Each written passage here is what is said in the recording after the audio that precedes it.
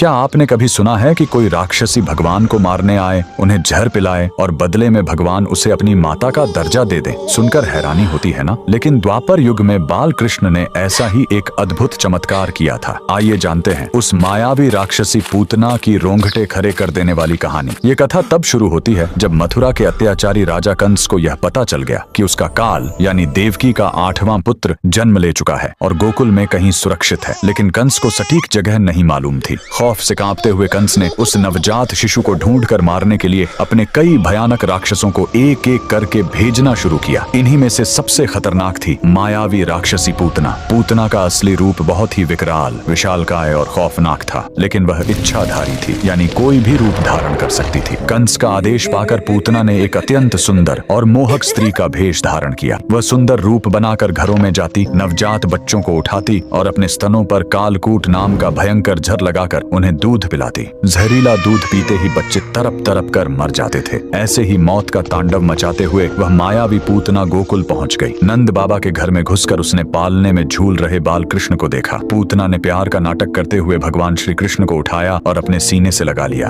पूतना की मंशा जहर पिलाकर मारने की थी, लेकिन वह यह भूल गई कि वह ब्रह्मांड के रचयिता को गोद में लिए हुए है। बाल कृष्ण ने भी मुस्कुराते हुए उसे गले लगाया और दूध पीना शुरू किया। लेकिन यह क्या, भगवान श्री कृष्ण ने दूध के साथ साथ पूतना के जीवन शक्ति भी खींचने शुरू कर दिए। दर्द के मारे पूतना की चीखें निकल गईं। छोड़ दे, छोड़ दे।